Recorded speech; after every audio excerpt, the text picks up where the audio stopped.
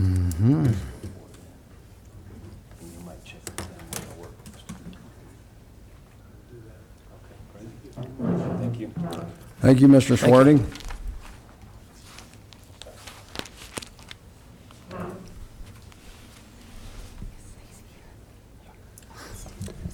Oh, yeah. Just a couple of minutes. We're happy to share. We just tried this. So we're sharing. You doing a double microphone deal there, Larry? Don? He wants to be in stereo. Yeah. This is broke? Is it broken? Yeah. Now it's fixed. Oh. So much for IT. Jack, can you ask IT to? I'll see what I can do. I know that yours broke and you switched and put yours where I'm sitting. Okay. All right, ladies and gentlemen, it is 1:40 p.m. We have another public hearing. Kim, could you read the roll, please? Commissioner Tell, Present. Commissioner Sukla, Yes. Commissioner Candelaria, Here. Administrator Powers. Here. Attorney Baxter. Here. And Kim Purcell, Montezuma County Clerk and Recorder.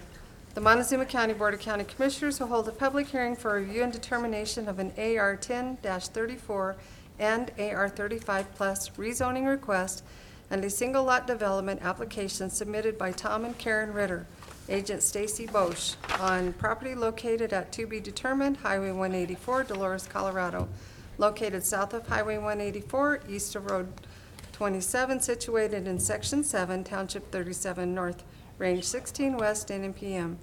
The hearing will be held Tuesday, June 18, 2019, at 1:40 p.m. in the Commissioners' Hearing Room, Montezuma County Administrative Offices, 109 West Main, Cortez, Colorado. Interested persons may attend and give input. Information may be obtained from the Planning Office, Room 270, Administrative Offices, Cortez, Colorado, or accessed online at http://montezuma-county.org web departments planning. You may also contact the Planning Department at 970-565-2801 with questions. The file can be inspected in the Planning Department during regular office hours. Dated this 24th day of May, 2019, Kim Purcell, Clerk, Board of County Commissioners, Montezuma County, Colorado. Thank you, Kim, and this is a continuance from our May 28th meeting. That's Don, correct. can you tell us where we're at on this today?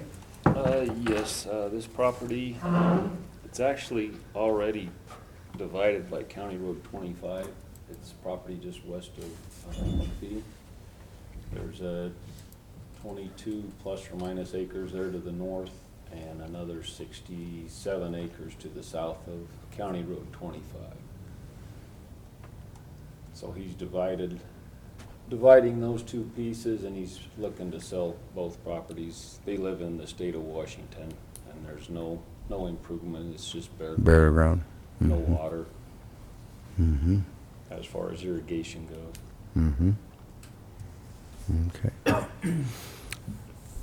What was our continuance about? Refresh me. The They agent weren't was out here, of town. and she was out of the country. Gotcha. Okay.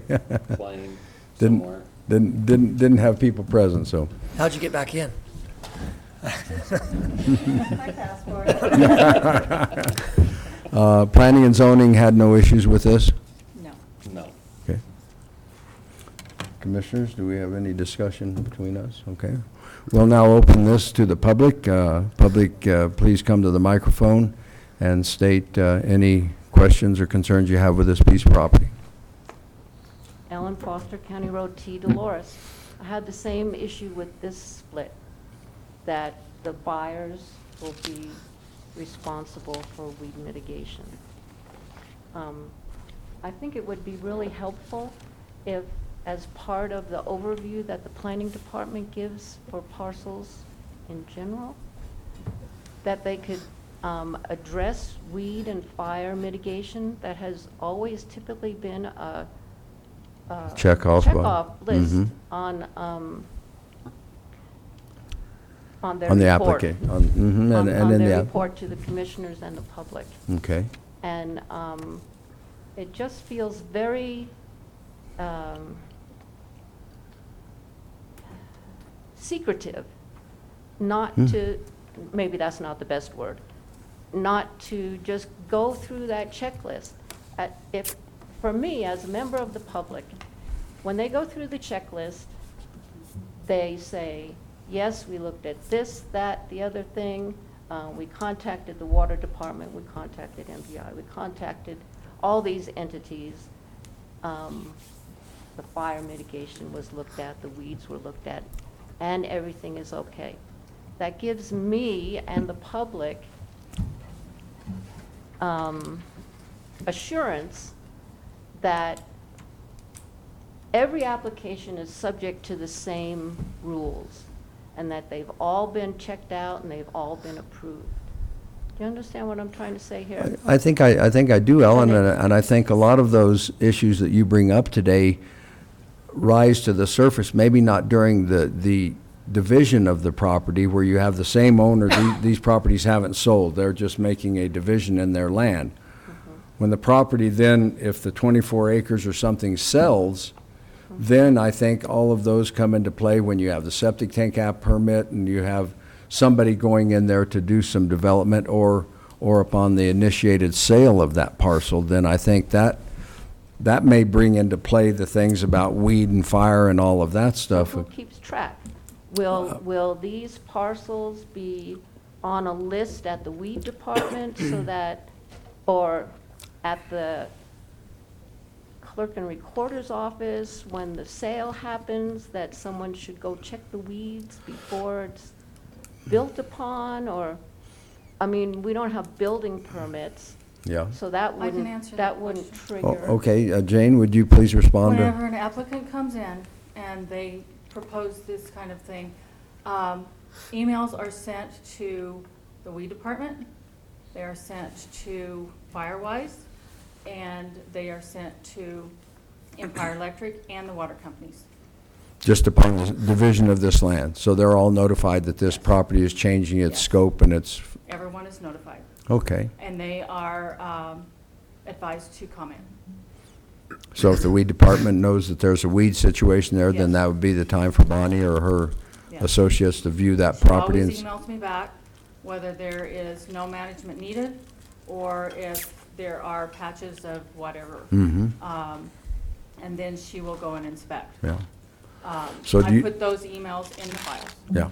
So you do have a checkoff list of things and people, entities to be notified, and so are you asking, Ellen, do you want those, are you saying for the public's benefit that those items in their checkoff list need to be mentioned at this time, or if there's no? I would appreciate it as a member of the public. I mean, that's the way it had always been done before.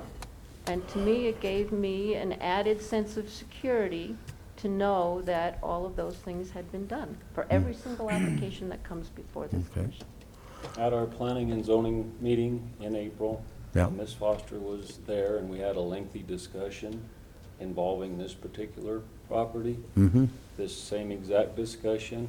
yeah, We went over the fact that Wildfire Adaptive did not have a person from Montezuma County on site. Until April. They just hired a guy, and he's fresh and new and trying to get his feet on the ground. And in March, at the planning and zoning, we discussed the fact that there is nobody currently in Montezuma County that writes these fire plans that we have access to.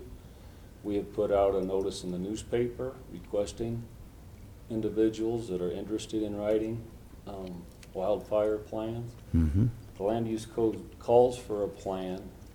It does not call for a completed plan inspection at the point where Wildfire Adaptive can go out to have all that work done to get the applicant in here.